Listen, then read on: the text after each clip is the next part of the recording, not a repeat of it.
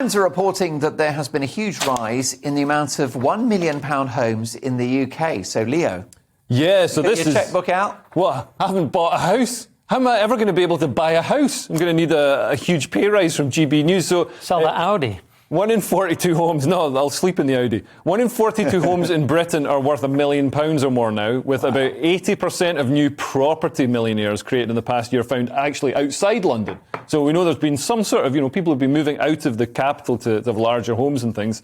So the estate agency Savills did this research. They found 2.4% of all housing is now worth over £1 million. So it's sort of cheapening. You know the phrase, I feel like $1 million or $1 million, £1 million pounds. It's really cheapening that phrase now. It used to mean, like it was almost an exorbitant amount, and now it just means I feel like a one-bedroom flat in Reading. Well, yeah, people don't even bother going on that show, Who Wants to Be a Millionaire? It's like, it's hardly worth my effort, isn't it? Yeah, it's a different question. It's like, who wants to be a millionaire? No one. Yeah. Thanks, but no thanks. It's so funny, because you always hear about these £1 million houses, and you see something in, like, Spain or something, then you see what it is in England or London. It's always just a terrace flat, isn't it? I mean, with inflation in a few years, you'll probably get like a lock-up garage in Hackney or something for $1 million. And they're talking about Britain's Beverly Hills in this piece, which is apparently Elmbridge in Surrey. But I very much doubt it resembles Beverly Hills, really. I mean, are people actually earning more, or are houses just going up? Well, it's the latter, isn't it? The problem is that the government keeps printing money. Since 2007, 2008, since the financial crash then, they've been printing money, and now they've become addicted to it. They're almost like Zimbabwe. So they're printing all this money. It's got to go somewhere, so it goes into fixed assets, so it goes into houses.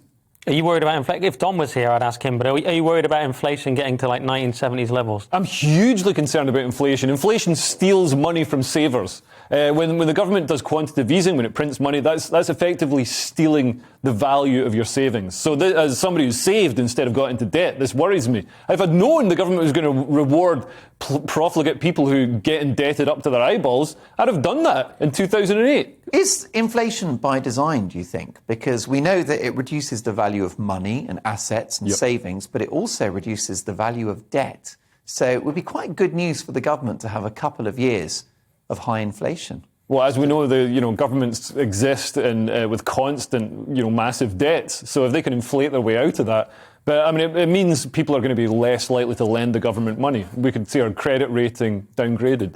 Yeah, plus if it goes to apparently in the 70s it was like 26%. If it goes to that, I think it's bad for everyone. Luckily I wasn't born. That's a relief. Look, £1 million for a house is bonkers, isn't it? What are your sort of residential needs, your domestic needs? What on earth does that mean? Describe your perfect house to me. Well, you know me, I just live in a little place on my own, just with no one. Never get COVID, which is great. But, it's a pretty sad existence. But, I just live in a little flat. It's ironic that one of the country's most high-profile lockdown skeptics has spent 2 years, by choice, in lockdown. It's painfully ironic. Still are, really, I followed all the rules by accident, Mark, because I live alone and have no friends. Completely against them in principle, but following them all to the letter, by default. Yeah, I'm sure you've got a big house, haven't you, Mark? No, I don't. Well, let's be honest, it's not owned by me. It's owned by the bank. Right. Yeah. No, you're one of those people that says... That's where we are. That's a sort of libertarian stance, My wife is German, so she's annexed the bathroom. Germans always like to rent, don't they? They don't bother about buying. Yeah, she tried to rent me, I'll be honest. She couldn't afford me, love.